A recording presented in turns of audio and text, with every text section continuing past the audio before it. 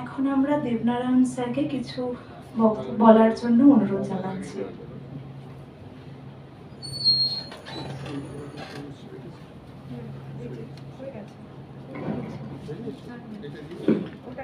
এই নিয়ে আমার institute of language studies and research আয়োজিত রবীন্দ্র জয়ন্তীতে দ্বিতীয়বার আসা।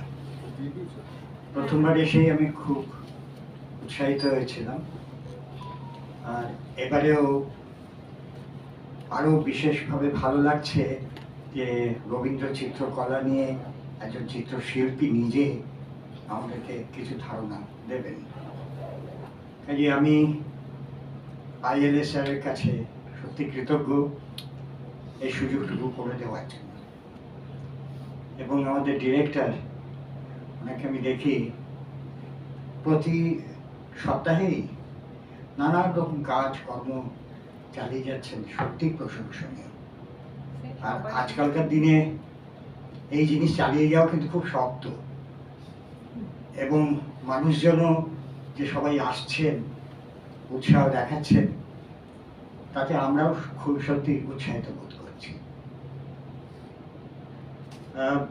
বিশেষ কিছু বলবো না, কয়েকটা অভিজ্ঞতার কথা বলি। রবীন্দ্রনাথ যে কতভাবে কত রকম অবস্থায় পুনরাবিষ্কৃত হচ্ছেন, সেটা ভাবলে আমার সত্যি খুব উৎসাহ হয়। মাস দুয়েক আগে বেঙ্গল চেম্বার অফ কমার্সে একটি বই উদ্বোধন করতে গিয়েছিলাম। বইটা ছিল transnationalism and the west, perspectives on Tagore. তো বইটা খুবই ভালো জায়গা থেকে বেরিয়েছে, ব্লুমসবেরি থেকে বেরিয়েছে, এবং বইটার ম্যানুস্ক্রিপ্টও আমি খানিকটা দেখেছিলাম, বেশ ভালো।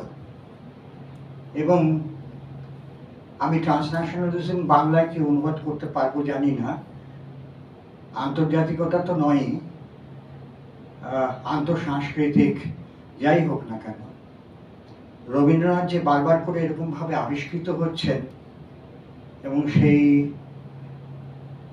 অনুষ্ঠানে দু একজন কবিও এসেছিলেন, আর বিভিন্ন একাডেমিক্সরা তো ছিলেনই, এবং তাতে আমি অত্যন্ত আমার দিক থেকে উপকৃত হয়েছিলাম যে ট্রান্সন্যাশনালিজম এই যে তত্ত্ব, সেটা কিভাবে রবীন্দ্রনাথের মধ্যে তারা আবিষ্কার করতে চাইছেন।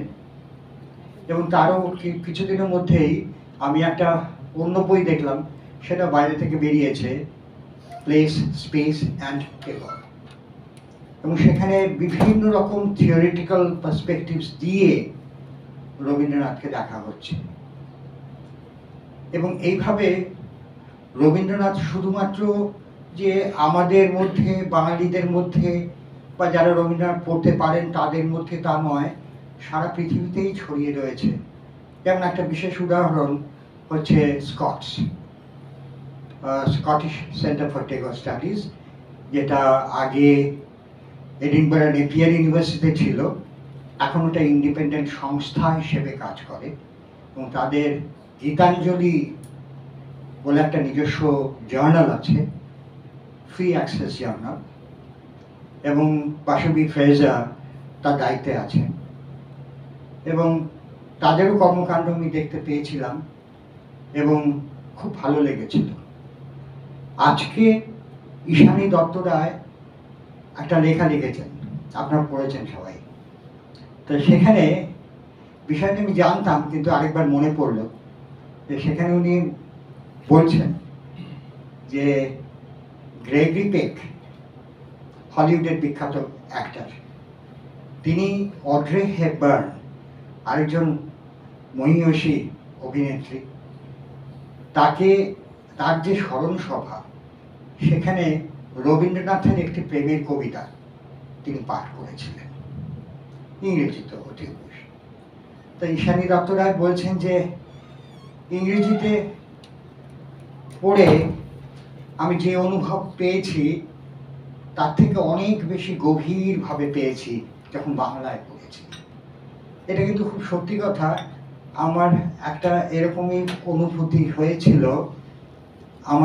আমার এক খুব পুরনো বন্ধু অনেক দিন আগে, তিনি অস্ট্রেলিয়া থেকে একটা পোয়েট্রি ওয়ার্কশপের কাজে এসেছিলেন একটা ফেলোশিপ নিয়ে। তা তার সঙ্গে আমার একদিন দেখা হয়। তা উনি সেই সময় পার্ক স্ট্রিটে একটা রেস্টুরেন্টে বসে আমাকে বললেন যে রবীন্দ্রনাথের কবিতা আমি যখন পড়ি না, আমার গা শিউরে ওঠে।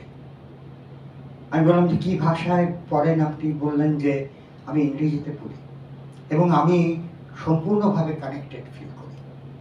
তেমনি কয়েকটা কবিতা পড়ে শোনা, পড়ে আবৃত্তি করলেন, কিন্তু আমি সেইভাবে মনে হলো না যে আমি কানেক্টেড হচ্ছে, কিন্তু আমি ওইটাই যখন বাংলায় পড়ছি তখন আমিও শিউরে উঠছি।